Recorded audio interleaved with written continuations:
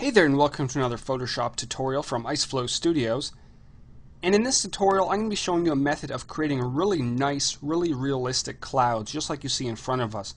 And it's going to be a lot different than the standard way that people create clouds in Photoshop, which is as follows. They create a new document, they choose their background color, which is typically a blue color for the sky, a foreground color, which is the cloud color, then they go to Filter, Render, Clouds, which gives you sort of a cloud type effect, but if we compare it to what we're going to be working with, ours is a lot more puffier, it looks a little bit more realistic, and it's a lot more customizable, and I'll show you how that works very shortly.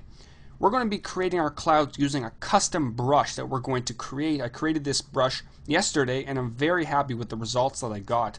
So I'm going to show you how to do that right now. So here we have a brand new document only with a gradient, which is going to act as our background, and you can use any color you want. You can use a gradient or a solid color, it doesn't matter. What we're going to do, we're going to grab our brush tool right over here, and we're going to start by creating a very standard soft brush. I'm going to set the diameter to 500 and the hardness to 0%. We're going to go into brush dynamics. I've done tutorials in the past of brush dynamics, so if you don't know how they work, go back to that tutorial and you'll be able to find out. So to access brush dynamics, we're going to go to Window and then Brushes. And here's our brush dynamics dialog box. Now we're going to go from top to bottom, going over all the options that we need to add. The first one, we're going to click on where it says Brush Tip Shape. And we're going to verify a few options. We're going to make sure that our diameter is set to 500 pixels. We're going to make sure that hardness is set to 0% to give us a nice soft brush. And spacing I'm going to set to 30%. Next in the list is Shape Dynamics. We're going to set the size jitter all the way up to 100%. And you'll notice down at the bottom here we have a preview of what the brush will look like. So as we scroll, the preview changes to reflect what the brush will look like. Going down, we have our control, which we're going to set to fade, and the value is going to be 20. The minimum diameter is going to be set to 20%, and the rest of the options we're going to keep as the default. Next, we're going to look at scattering. We're going to keep scattering at both axes and at 120%. Control is going to be at off, 10, 100%, and off. So the default is fine. Now the next one is texture. Texture is very, very, very important to get a good result. It's probably the most important aspect of this brush is the texture. And we're going to be using, well, the clouds texture. Now, I believe all versions of Photoshop includes this texture. All you have to do is click right here and then click on this texture right here. If we hover our mouse over it, it says clouds. Now as for the options, we're going to set the scale to 500%. Color mode is set to color burn, and I believe everything else is the default. And the last set of options in brush dynamics we're going to play with is other dynamics, which allows us to control the opacity of our brush. So the opacity is going to be set to 100%.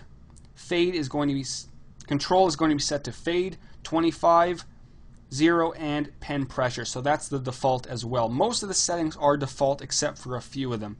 Now if you don't have all these settings correct, you can go back in the video to watch them again. What we're going to do now, we're going to actually save our brush. So later on in the future, if we want to start creating clouds right away, all we have to do is select our brush and boom, we can start creating clouds. So in this dialog box at the very bottom, there's this icon, which is our Create New Brush icon. We're going to click on that, and we now have the option to name our brush. I'm going to name it Clouds and click OK. Now all we have to do later on, select our brush tool and go down to the bottom of our very long list of brushes, and here we have it, our Clouds brush. Now how do we start creating clouds? Well, very simply, I'm going to start by creating a new layer. It's always very important. And selecting our foreground color, which is going to be the color of our clouds. And you can select any color you want. I'm going to select white. And all we have to do is just start clicking. I'm going to click once right there, and we have this nice puffy cloud. And if we want another cloud, click again. Click, click, click, click, click. Now that's the great thing about using brushes and brush dynamics, is that you'll never have one cloud that's exactly the same.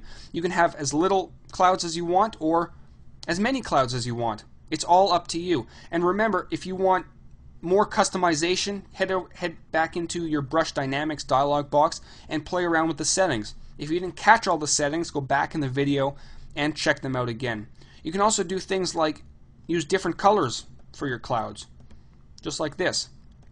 It's fully customizable, and because it's on a new layer, you can add things like layer styles. So we can add a very slight inner shadow to give the clouds a little bit of depth.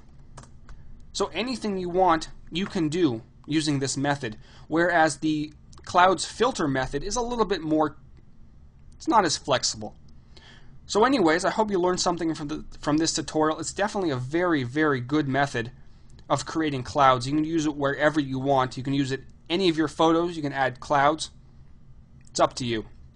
So if you're looking for more tutorials, including Photoshop, Dreamweaver, Flash, Final Cut, Illustrator's coming soon, head over to tutcast.com. If you're looking for a great Photoshop community, including Photoshop contests where you can win really great prizes, head over to photoshoptalent.com. This has been Howard from IceFlow Studios. Until next time, take care.